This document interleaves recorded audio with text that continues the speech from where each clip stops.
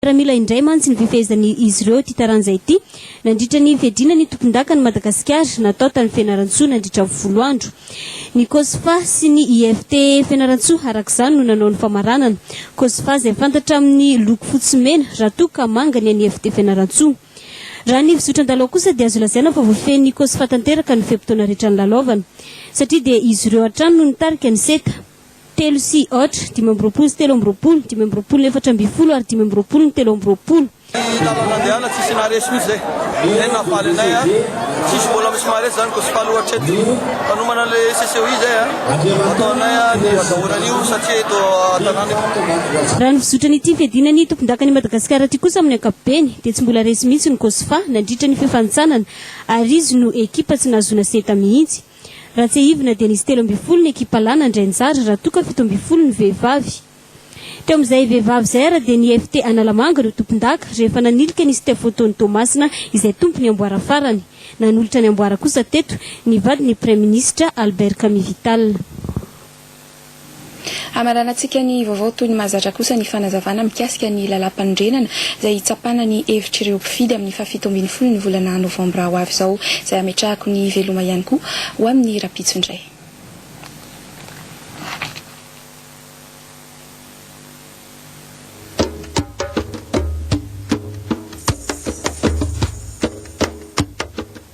Lohateny faharoa ny amin'ny fahalalahana sy ny amin'ny zo amanandraikitry ny olom-pirenena. Andiny ny fahafito. Ny zo ny isam-batan'olona sy ny fahalalahana fototra dia iantoha ny lalam-panorenana ary ny lalàna no mandamina ny fampiasana azy. Andiny ny fahavalo, arovan'ny lalàna ny zon'olona rehetra hiaina. Tsy azo atao ny manala ain'olona amin'ny fomba tsirarina. Tsy azo heverina ho fandikana ity andininy ity ny famonoana raha toa ka tsy maintsy ilaina ny fampiasana hery mba hiantohana ny fiarovana ny olona rehetra amin'ny herisetra tsy ara-dalàna. Tsy misy olona azo ampahoriana, saziana na ampijaliana amin'ny fomba tafahoatra sy tsy mendrika manetry ny maha-olombelona. Voarary indrindra ny manery olona iray hanaovana andrana ara-pitsaboana na ara-tsiansa raha tsy nazahoana ny fanekeny malalaka. Andin'ny fahasivy, ny olona rehetra dia mananjo amin'ny fahalalahana ary tsy azo samborona na tananam-ponja tsy amin'antony. Tsy misy olona azo anjehina na samborona na tananam-ponja raha tsy noho ny anton-javatra voafaritry ny lalàna ary araky ny fomba voadidiny. Zay ny hiara ny fisamborana na fitananam-ponja tsy ara-dalàna dia mananjo ahazo onitra. Andin'ny fahafolo, ny fahalalahana maneho hevitra sy miteny. Ny fahalalahana eo amin'ny fifandraisana. Ny fahalalahana manao gazety, ny fahalalahana hiditra amina fikambanana na hanorona fikambanana, ny fahalalahana hivory malalaka, ny fahalalahana mivezivezy, ny fahalalahana amin'ny fieritreretana sy amin'ny finoana dia samy miantohana ho an'ny rehetra ary tsy azo ferana raha tsy hoe ho fanajana ny fahalalahana sy ny zony hafa sy noho ny fahaterena hiaro ny filaminam-bahoaka, ny fahamendrehan'ny firenena ary ny filaminan'ny fanjakana. Andiny ny faha 12 mananjo hahalala vaovao ny tsirairay.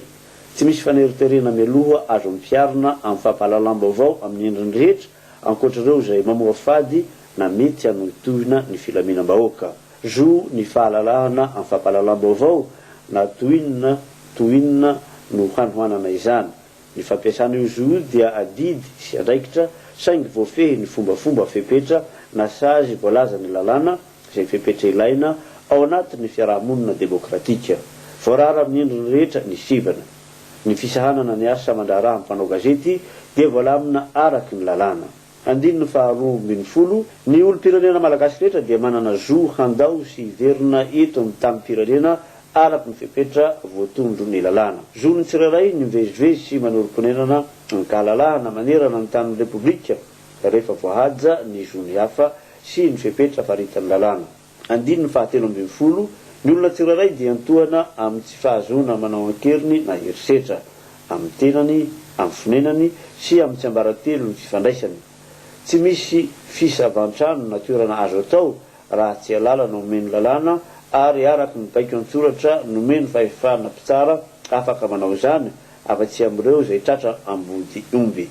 Tsy misy olona azo saziana raha tsy araky ny lalàna navoaka hanan-kery aloha nanaovana lay fietsika mahavoasazy tsy misy olona azo sazina indroa no toe zavatra iray efa nanamelo anazy ny lalàna dia miantoka ny zo hitady ny rariny sy ndritsiny ho an'ny olona rehetra ary tsy vaty misakana izany velively ny tsy fahampia ny fidiram-bola aminy iantoan'ny fanjakana ny zo mpiarovantena feno sy tsy azo ozongozonina eo anatrehany antoko mpitsarana rehetra amin'ny dingana rehetra eo sozotry ny ady manomboka hatrany amin'ny famitorana meloha eo ny ambaratonga ny mpanao famitorana na ny fampanoavana voararany fanarena ara-tsaina rehetra sy na fampizaliana ara-batana mba hisaborana olona ray na hitanana azy amponja everina ho tsy manatsiny ny voapanga sy voarory rehetra mandra-pisia ny didim-pitsarana raikitra manameloka azy toe zavatra manokana ny fitanana amponja vonjy-maika andiny ny faevatra ambin'ny folo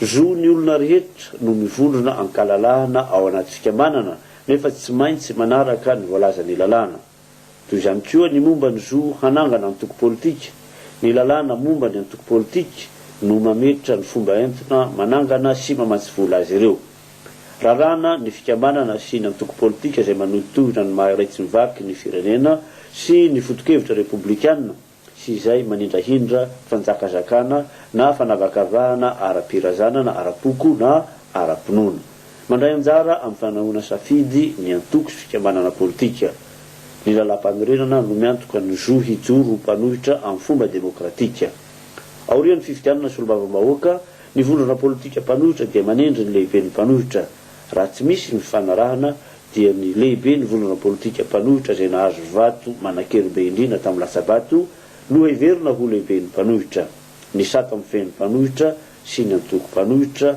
ekeny ty lalam-pandorinana ity sy manome azy indrindra ny sehatra ahafahana ny hevitra dia faritana amin'ny alala ny lalàna andiny ny fahadimy ambin'ny folo mananjo hilatsaka ho fidiana amin'ny fifidianana rehetra voalaza ny lalam-pandorena ny olo-pirenena tsiraray rehefa voahaja ny fepetra taky ny lalàna andiny ny fahaenina ambin'ny folo adidiny tsiraray ny manaja ny lalam-pandorenana sy ireo androm-panjakana ary reo didy amandalan'ny repoblika eo amin'ny mpizakana ny zo sy ny fahalalahana ekeny ty lalam-pandorenana ity